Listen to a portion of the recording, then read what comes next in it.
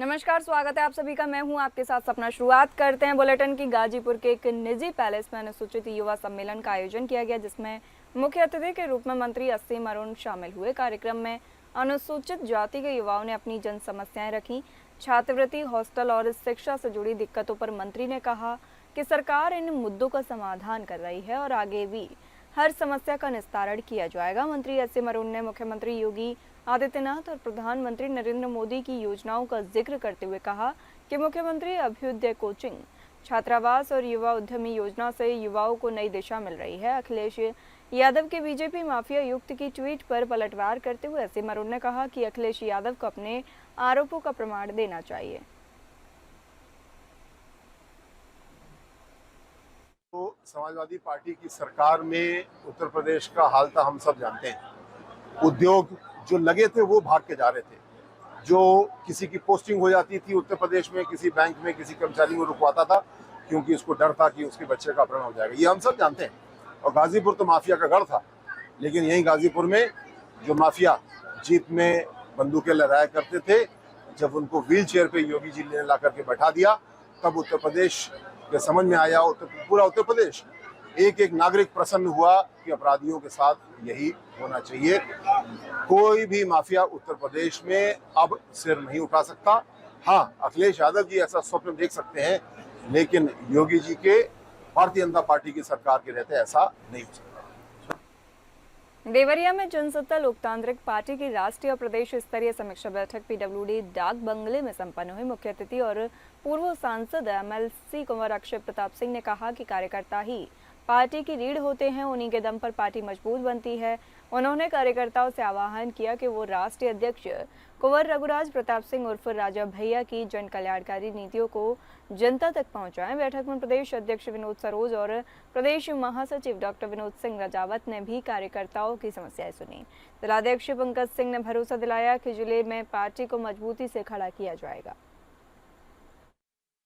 ये सब मुद्दों को लेकर फिर हमारी सरकार अगर बनती है तो मार्केटिंग की व्यवस्था, बिना ब्याज के हम पैसा किसानों को देंगे, जिससे मार्केटिंग करें, अपने रात भर सो सके और वो कह सके। आज देखिए महिलाओं की बात करते हैं तो आप कहते हैं कि हम सबको करते हैं साहब, जो है इलाज के लिए पैसा देते हैं, बड़ी अच्छी बात है। लेकिन जो बड़े लोग हैं, महिलाओं के तमाम तलाक हो जाते हैं, इस बात के लिए तलाक हो जाते हैं क्योंकि वो बच्चे के लिए इलाज नहीं करा पाते, जो कि हमारा विज्ञान इतनी प्रगति कर गया है कि तमाम बड़े लोग करा लेते हैं। अगर सरकार की तरफ से मेडिकल कॉलेज में और आर्थिक मदद की व्यवस्था, जैसे सरकार अन्य चीजों में मेडिकल सहायता देती है, उस तरह महिलाओं को दे दी तो उनके घर में भी चिराग आ जाए। 27 का जो चुनाव हुआ, क्या अकेले लड़ेगी या किसी पार्टी से? देखिए, चुनाव अकेले लड़ेंगे कि नहीं लड़ेंगे तो बात ही, जब हम अकेले तीसरी नंबर पे आए हैं तो अकेले की ही तैयारी करेंगे। बैसाखी पे थोड़ा पैदा हुए हैं, न बैसाखी पे जाना चाहेंगे हम। 69,000 शिक्षक भर्ती के अभ्यर्थियों ने फिर से डिप्टी सीएम के आवास का घेराव किया। अभ्यर्थियों ने उप मुख्यमंत्री केशव प्रसाद मौर्य के आवास पर जमकर नारेबाजी की। सुप्रीम कोर्ट में सुनवाई न होने से नाराज अभ्यर्थियों ने ये कदम उठाया है। हालांकि पुलिस बल धरना दे रहे हैं। अभ्यर्थियों को इको गार्डन धरना स्थल पर भेज दिया। बता दें 19 अगस्त को भी अभ्यर्थियों ने डिप्टी सीएम के आवास पर धरना दिया। दरअसल उत्तर प्रदेश की योगी सरकार के कार्यकाल में 69,000 शिक्षकों की भर्ती प्रक्रिया का विज्ञापन निकाला था, जिसके लिए पात्र अभ्यर्थी जिन्होंने शिक्षक पात्रता परीक्षा यानी टीईटी पास किया था, उन्होंने आवेदन किया, जिसके बाद मेरिट तैयार की गई और पात्रों को भर्ती कर लिया गया। लेकिन मामले में पेंच तब फंस गया जब आरक्षित चयनित अभ्यर्थियों ने सूची पर आरक्षण नीति का पालन नहीं करने का आरोप लगाया, जिसके बाद इस मामले को लेकर आरक्षित वर्ग के अभ्यर्थी कोर्ट में गए, जहां पर इलाहाबाद हाई कोर्ट ने सरकार से सूची को बदलकर नई सूची लागू करने को आदेशित किया।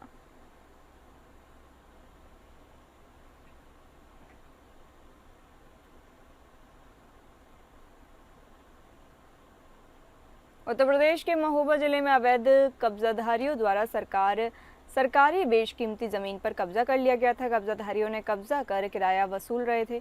इसकी शिकायत पर संज्ञान लेकर जिलाधिकारी के निर्देश पर गठित हुई राजस्व, नगर पालिका और पुलिस की संयुक्त टीम ने तहसीलदार के नेतृत्व में बेशकीमती जमीन को कब्जा मुक्त करा कब्जाधारियों को सख्त हिदायत दी है। प्रशासन की सख्ती के बाद कब्जाधारियों में हड़कंप मचा हुआ है।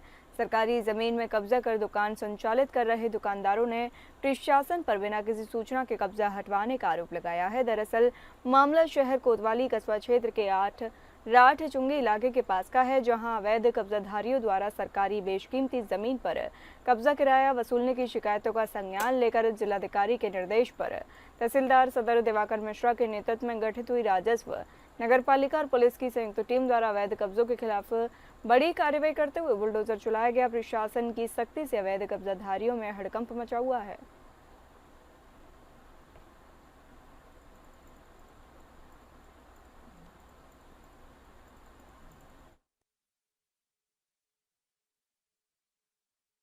अचानक अतिक्रमण लगाया गया है, ना कोई सूचना दी गई, ना कुछ किया गया। रसीदें हमारे पास रखी हैं, रसीदों में पैसा जमा है। ये हमारे यहाँ पहाड़ के नंबर की ज़मीन है जिस पर अवैध कब्जे की शिकायत थी और इसी से लगा हुआ मिशनरीज़ की कुछ ज़मीन है। शिकायत थी कि यहाँ पर कुछ लोग किराए पर ज़मीन, सरकारी ज़मीन को उठा करके दुकानदारों को बांटे हुए हैं और अवैध यहाँ पर डंप में भी किराया वसूल रहे हैं। तो उसके संदर्भ में जब शिकायत हुई और अभिलेखों का परीक्षण किया गया तो हमारे सरकारी पहाड़ के नंबर की ज़मीन है उसी को खाली कराया जा रहा है। हमीरपुर जिले में बाढ़ पीड़ितों ने जमकर हंगामा किया। राहत सामग्री में घटिया क्वालिटी के कपड़े बांटने के मामले में बाढ़ पीड़ितों ने सदर तहसील में आकर जमकर हंगामा काटा। बाढ़ पीड़ितों को किसी एनजीओ द्वारा बाढ़ राहत सामग्री बांट दी गई थी, जिसमें घटिया कपड़े बांटे गए। विरोध में बाढ़ पीड़ितों ने तहसील में प्रदर्शन के बाद कपड़ों को सड़क में फेंक दिया। बाढ़ पीड़ितों का आरोप है कि कपड़े फटे और पुराने दिए गए हैं। घटना की जानकारी होने पर पुलिस पहुंच गई। पुलिस ने प्रदर्शन कर रहे बाढ़ पीड़ितों को सदर तहसील में बैठकर समझाया बुझाया। बाढ़ के बाद से ही बाढ़ पीड़ित क्षेत्र के लोग बाढ़ राहत सामग्री के लिए जगह जगह प्रदर्शन और शिकायत लेकर पहुंच रहे हैं। एनजीओ द्वारा घटिया सामान बांट देने से बाढ़ पीड़ितों में आक्रोश है। साहब हमें लेखपाल बुलाते हैं कि राशन वितरित हो रहा, आ जाइए 10 दिन हो गए। हम लोग बराबर आते हैं, बोलते हैं कि आपके पास पर्ची नहीं है, अभी आपको नहीं मिलेगा। जितने लोगों की पर्ची उतने लोगों को मिलेगा। अब मेरे कोई कमाने वाला नहीं है, मेरे कोई गार्जियन नहीं है। क्या करें, हम लोग मजबूर हैं भाई। उनके हाथों में जितने लोग उनके हैं उनको गरीबियों को सबक न दे। राशन लेने आए सर, हम कम से कम 15 दिन से दौड़ना है राशन के लिए। राशन सबको पहले मिलता रहा, राशन मिला है। अब हमें आज मिला ये कपड़ा देखिए, अब कपड़ा मिल रहा है, जिसमें 1 किलो आटा मिल रहा है, 2 किलो चना मिल रहा है, 1 रिफाइंड पैकेट, बाकी कपड़ा ज़्यादा मिल रहा है। अब आम तक क्या कीमत नहीं है, 15 दिन से दौड़ते हैं। अलीगढ़ शहर के थाना गांधी पार्क क्षेत्र के शाह कमाल रोड स्थित रेलवे प्रॉपर्टी पर बने 2 अवैध मज़ारों को रेलवे की टीम ने पुलिस बल की मौजूदगी में ध्वस्त कर दिया। इस कार्रवाई से पूरे इलाके में हलचल मच गई। रेलवे प्राधिकरण का कहना है कि ये मज़ारें वर्षों से अतिक्रमण कर बनाई गई थी और रेलवे के निर्माण कार्य में बाधा उत्पन्न कर रही थी। ध्वस्तीकरण की कार्रवाई के दौरान मौके पर किसी भी प्रकार की अप्रिय स्थिति न उत्पन्न हो, इसके लिए आरपीएफ, जीआरपी और स्थानीय पुलिस बल भारी संख्या में मौजूद रहा। जानकारी के अनुसार शाह कमाल रोड पर रेलवे की भूमि पर वर्षों पहले 2 छोटी-छोटी मज़ारें बना दी गई थी। धीरे धीरे इन पर धार्मिक गतिविधियां शुरू हो गईं और स्थानीय स्तर पर लोग वहां आने लगे। समय बीतने के साथ इन मज़ारों को स्थायी संरचना का रूप दे दिया गया। रेलवे अधिकारियों ने कई बार नोटिस जारी कर लोगों को हटने की चेतावनी दी, लेकिन कोई सुनवाई नहीं हुई। अंततः प्रशासन ने कड़ी सुरक्षा व्यवस्था के बीच दोनों मज़ारों को ध्वस्त करने का फैसला किया। बाउंड्री के विदिन लेके आ रही है, अपने सीमा को जो है घेर रही है। इसी में जो भी अतिक्रमण अवैध कब्जा था, उस कब्जे में 2 मज़ार भी आ रही थी और बहुत सारी प्रॉपर्टीज़ आ रही थी। उन सब चीज़ का ध्वस्तीकरण करते जा रही है रेलवे। जो भी उसमें संबंधित हेल्प चाहिए उसमें लोकल पुलिस से मिल रही है और बिना किसी विरोध के वो दोनों मज़ार और इसके साथ जो भी अवैध अतिक्रमण था उन सबको ध्वस्त किया जा चुका है। यूपी के कौशाम्बी जिले से एक विवादित धार्मिक स्थल को लेकर 2 समुदायों के बीच भारी तनाव फैल गया है। मामला मंजनपुर कोतवाली क्षेत्र के बलीपुर नारा गांव का है। हिंदू संगठनों का दावा है कि यह इमाम बाड़ा नहीं बल्कि सैकड़ों वर्ष पुराना काली माता का थान है। वहीं मुस्लिम पक्ष का कहना है कि यह उनका प्राचीन इमाम बाड़ा है, जहां हर साल ताजिया रखी जाती है। मुस्लिम पक्ष ने स्थल की हरे रंग से पुताई कर दी। इसके बाद विवाद और बढ़ गया और जमकर हंगामा हुआ। दोनों पक्ष आमने सामने आ गए। हंगामे की सूचना पर मिलते ही पुलिस मौके पर पहुंची और हालात को काबू में लिया। फिलहाल स्थिति पुलिस बल तैनात कर दिया गया है। मंजनपुर थाना क्षेत्र में बलीपुर नारा गांव है, जहां पर पिछले 1 साल पहले नवरात्र में एक हमारा जो धार्मिक स्थल है जिसको हम काली माता के नाम से जानते हैं और काली माता के नाम पे पूजते हैं, वहां पर नवरात्र पे लोग गए, जिसके बाद दूसरे समुदाय के लोगों ने वहां पे हमसे विवाद किया। 1 साल हो गए हैं। अभी फिर उसी थान को मुसलमानों ने मुहर्रम में रंगने की कोशिश किया। मामले में गांव के लोगों ने, हमने जब डीएम से एसपी शिकायत की तो उसको रोका गया। वो आधा उन्होंने हरे रंग से पोत दिया था। 1 साल बीत गए, अभी तक उसका हल नहीं निकाला गया। आज शिकायत पर वहां पर डीएम साहब, एडीएम साहब, एसपी एडिशनल साहब और पुलिस फोर्स पहुंची है। मेरा सिर्फ एक कहना है कि अगर उन्होंने हमको वहां पर टाइम दिया है कि हम नवरात्र के पहले इस मामले का हल करा देंगे, यदि अब जिला प्रशासन इस मामले में संजीदगी नहीं दिखाता है और नवरात्र के पहले उसे हमारे विवाद को हल नहीं कराता है, हमारी काली माता की थान को हमें वापस नहीं दिलाता है, तो पूरे जिले का हिंदू सक्षम है कि हमारे अपने पूजा स्थल को हम वापस ले सकें और हम इस पे खुद संघर्ष करके वापस लेने का काम करेंगे। मेरा नाम वेद प्रकाश सत्यार्थी। यूपी के अमरोहा के हसनपुर में किसानों और बिजली विभाग के बीच तनातनी लगातार बढ़ती जा रही है। किसानों ने बिजली विभाग पर गंभीर आरोप लगाते हुए साफ शब्दों में कहा है कि अगर विभाग ने जल्द अपनी कार्यप्रणाली को दुरुस्त नहीं किया तो वे अनिश्चितकालीन भूख हड़ताल और धरना प्रदर्शन शुरू करने को मजबूर होंगे। किसानों का आरोप है कि बिजली विभाग की मनमानी और भ्रष्टाचार के कारण उन्हें दोहरी मार झेलनी पड़ रही है। किसानों का कहना है कि विभाग द्वारा गांव में नए मीटर लगाए गए हैं, लेकिन इन मीटरों के जरिए आए दिन गलत और मनमाने बिल थमाए जा रहे हैं। छोटे किसानों को 10 से 20 हज़ार रुपये तक के बिल थमा दिए जाते हैं, जबकि उनकी वास्तविक खपत बेहद कम होती है। इतना ही नहीं, जब किसान शिकायत लेकर बिजली घर पहुंचते हैं तो विभागीय कर्मचारी उनसे पैसे की मांग करते हैं। आरोप है कि इस लेन देन के बाद ही उनके बिल सही किए जाते हैं। किसानों ने इसे सीधा भ्रष्टाचार करार दिया है। मनोज कुशवाहा को वापस करो, मनोज कुशवाहा को वापस करो, मनोज कुशवाहा को सस्पेंड करो, मनोज कुशवाहा को सस्पेंड करो। अब मांग हमारी ये है कि ये जो है जब इन पे दिक्कत आई तो ये ऐसे आदमियों के खिलाफ लिखवाते हैं जो क्या नाम 4th क्लास कर्मचारी में, उनके खिलाफ तो मुकदमा लिखवाते हैं। हमारी ये मांग है मुकदमा लिखा जाए तो इनके खिलाफ लिखा जाना चाहिए। भाई मेन तो ये है, भाई मेरे अंडर कोई आदमी काम कर रहा है या मेरे अंडर काम कर रहे हैं, अगर मैं सरकारी हूँ, मैं इनसे काम कर, ये अगर गलत करेंगे तो दंड भोग तो मैं रहूँगा ना उसका। भाई तो ये FIR जो अधिकारी लोग हैं वो इसके खिलाफ तो बन नहीं रहे, एक्शन वगैरह ये SD वगैरह, और उस औरों के खिलाफ पड़ दिया तो बेचारे मानी जाएगी तो भूख हड़ताल पे बैठेंगे यहीं, ठीक है जी। और जब तक हटेंगे नहीं, और अभी तो थोड़े से लोग आए, अब तो हम मेन लोग आए हैं पदाधिकारी, फिर लाएंगे गांव की भीड़ ट्रैक्टर ट्रॉलियों से और इसका मनोज कुशवाहा का इलाज करेंगे तकड़ा, जब तक ये जेल जाएगा नहीं। यूपी के अमरोहा में आज खनन माफियाओं पर बड़ी कार्रवाई। लगातार कार्रवाई के बाद धरती का सीना चीरकर खनन करने से बाज नहीं आ रहे माफिया। बता दें, राजस्व विभाग की टीम ने फिरोजपुर गढ़वाल में जाकर खनन माफियाओं पर बड़ी कार्रवाई की है। मौके पर राजस्व विभाग की टीम ने जाकर एक डंपर, एक JCB, 2 ट्रैक्टर, एक पाइपलाइन पकड़ी और अरविंद कुमार शर्मा ने मौके पर पहुंचकर इन सभी को पकड़ा। ये सभी वाहन उद्योग चौकी थाना गजरौला में खड़े हैं। बड़ा सवाल ये है कि खनन माफिया बड़े पैमाने पर खनन कर रहे हैं। देखने की बात ये होगी कि जब इतने बड़े वाहनों के साथ खनन हो रहा था तो क्या इन खनन माफिया को बिल्कुल भी खनन अधिकारी का खौफ नहीं है जो बिना परमिशन के खनन किया जा रहा है। जबकि खनन माफिया से बात की गई तो खनन माफिया ने बताया कि हमारी परमिशन है। जब उनकी परमिशन थी तो राजस्व विभाग के अधिकारियों ने उनके वाहनों को सीज क्यों किया।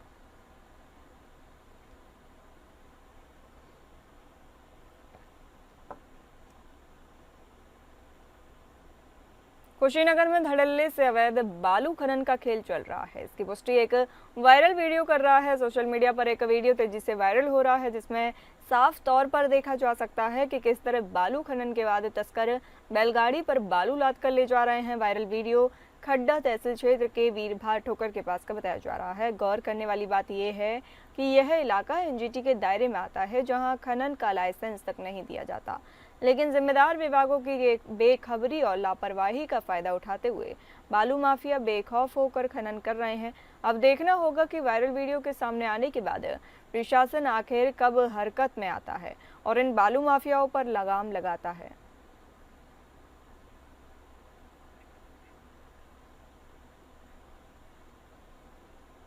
मथुरा के बरसाना पुलिस पर चौथ वसूली और अत्याचार करने का गंभीर आरोप लगा है। पुलिस प्रशासन के कथित आतंक से परेशान होकर सभी चालक न्याय की गुहार लेकर मंत्री प्रतिनिधि नरदेव चौधरी के पास पहुंचे। आरोप है कि थाना बरसाना पुलिस वसूली करती है। ठेकेदार प्रतिदिन 20 रुपए की रसीद काटता है। इसके बावजूद पुलिसकर्मी ऑटो चालकों से बेगार करवाते हैं और कई बार मारपीट करते हैं। चालकों का कहना है कि पुलिस की मार से कई लोग अस्पताल तक जा चुके हैं। ऑटो चालकों का आरोप है कि अगर वे विरोध करते हैं तो पुलिस उन पर भारी भरकम चालान ठोक देती है, जबकि उनके वाहन के कागजात पूरे होते हैं। उन्होंने कहा कि सिपाही से लेकर इंस्पेक्टर तक सभी तरह से उत्पीड़न करते हैं। ऑटो चालकों की गंभीर समस्या है। मामले की पूरी जांच कराई जाएगी और दोषी पाए जाने वाले लोगों पर कार्रवाई सुनिश्चित की जाएगी। टैक्सी चालक हैं वो सब आए, प्रशासन के द्वारा जो समस्या इनके लिए उत्पन्न की जा रही है, प्रशासन सहयोग करता है निश्चित रूप से सभी का। हमें ऐसा प्रतीत होता है कि प्रशासन के सहयोग से हमें कुछ दिक्कतें आ रही हैं, तो मैं इनकी समस्याओं को सुन के प्रशासन से मैंने बात की है।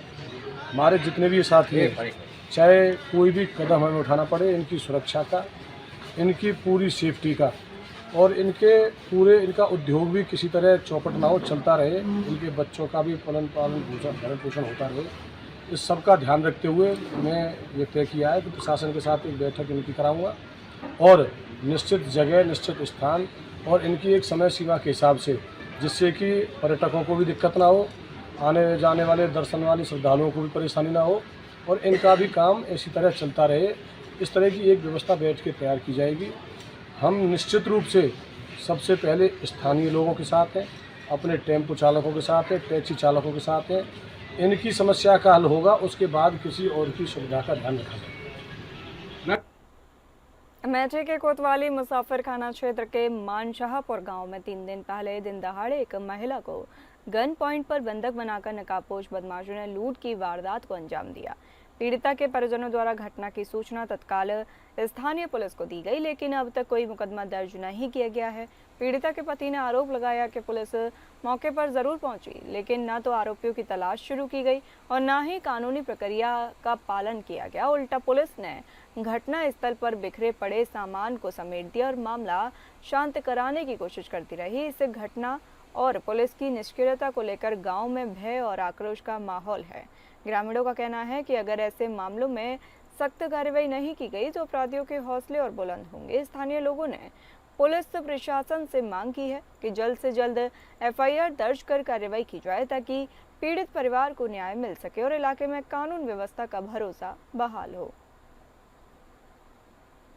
2 लोग आए थे लुटेरे हमारे घर पे, हमारी जनानी अकेले घर में लेटी थी। वो सारा सामान जो है उसको डरा धमका के मार पीट के लूट के लेके चले गए। उसके बाद जब हमने 112 नंबर डायल करके फोर्स सर को बुलाया तो लोग आए, अपना देखो कि वीडियो बनाए। उसके बाद थाने से 2 आए थे, नसीम के नदीम कोई दरोगा जी थे और एक सिपाही थे, तो अपना वीडियो बनाए। उसके बाद हमको बोले कि भैया जो सामान वामान बिखरा उखरा है अपना समेट के रख लो, जो होना था सो हो गया, आपके साथ सहानुभूति है, जो होगा आपका किया जाएगा, सहयोग किया जाएगा। और हमारे पिताजी इधर लेटे थे, वो भी नहीं, उनको भी नहीं पता चला और ना तो कोई हमारे नज़दीक 100 मीटर के रेंज में कोई कैमरा वैमरा है, कोई है नहीं कुछ है। गाजियाबाद में फिर एक बार तेज रफ्तार का कहर देखने को मिला है। दिल्ली मेरठ एक्सप्रेसवे पर बड़ा हादसा हो गया। थाना विजयनगर क्षेत्र में ट्रैफिक ड्यूटी कर रहे पुलिसकर्मी को तेज रफ्तार कार ने टक्कर मार दी। हादसे के बाद आरोपी कार चालक मौके से फरार हो गया। घायल पुलिसकर्मी का अस्पताल में इलाज चल रहा है। पूरी घटना सीसीटीवी फुटेज में कैद हो गई। पुलिस ने सीसीटीवी की मदद से आरोपी को दबोच लिया। घटना का वीडियो सोशल मीडिया पर तेजी से वायरल हो रहा है। इलाज के दौरान सिपाही की मौत हो गई।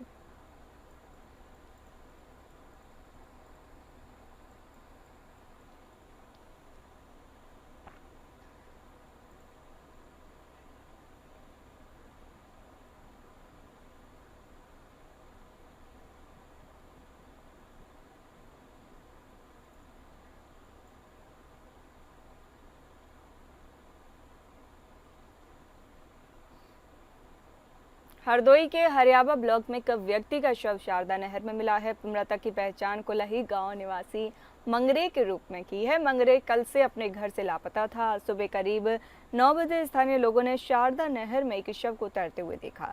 शव की शिनाख्त के दौरान पता चला कि ये मंगरे का है। मंगरे मजिया ग्राम पंचायत के कुलही गांव के रहने वाले थे। पुलिस मामले की जांच कर रही है। अभी तक मृत्यु के कारणों का पता नहीं चल पाया है।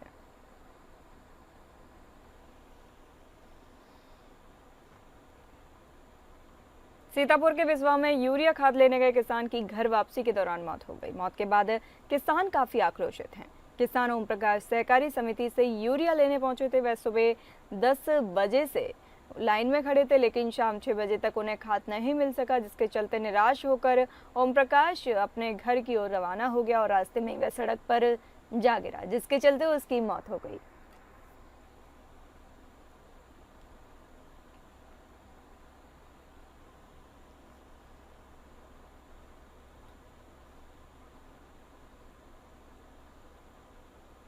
गौतम बुद्ध नगर जिले के ग्रेटर नोएडा में निक्की हत्याकांड में मुख्य आरोपी पति विपिन पुलिस के साथ मुठभेड़ में गोली लगने से घायल हो गया।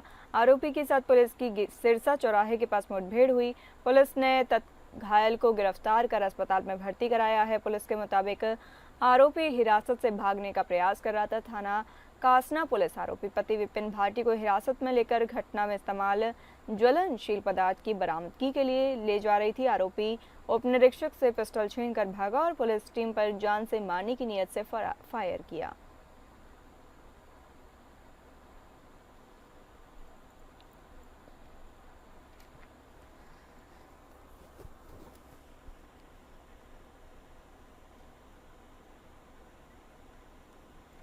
गौतम बुद्ध नगर जिले के ग्रेटर नोएडा में निक्की हत्याकांड का मुख्य आरोपी पति विपिन पुलिस के साथ मुठभेड़ में गोली लगने से घायल हो गया। आरोपी के साथ पुलिस की सिरसा चौराहे के पास मुठभेड़ हुई। पुलिस ने घायल को गिरफ्तार कर अस्पताल में भर्ती कराया है। पुलिस के मुताबिक आरोपी हिरासत से भागने का प्रयास कर रहा था। थाना कासना पुलिस आरोपी पति विपिन भाटी को हिरासत में लेकर घटना में इस्तेमाल ज्वलनशील पदार्थ की बरामदगी के लिए ले जा रही थी। आरोपी उप निरीक्षक से पिस्टल छीनकर भागा और पुलिस टीम पर जान से मारने की नीयत से फायर किया।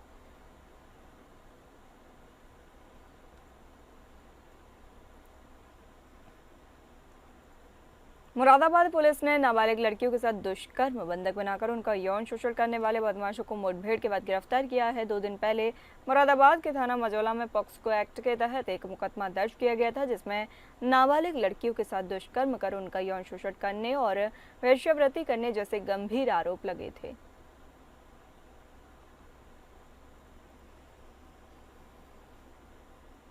खबर पीलीभीत से है, जहां एक बड़ा सड़क हादसा हो गया। फॉर्च्यूनर और टेम्पो में भीषण टक्कर हो गई। हादसा इतना भयानक था कि हादसे में मौके पर ही 4 लोगों की मौत हो गई, जबकि 4 लोग घायल हो गए। घटना की सूचना पाकर पुलिस मौके पर और घायलों का उपचार के लिए अस्पताल भेज दिया। सड़क हादसा फॉर्च्यूनर सवार चालक की लापरवाही का बताया जा रहा है।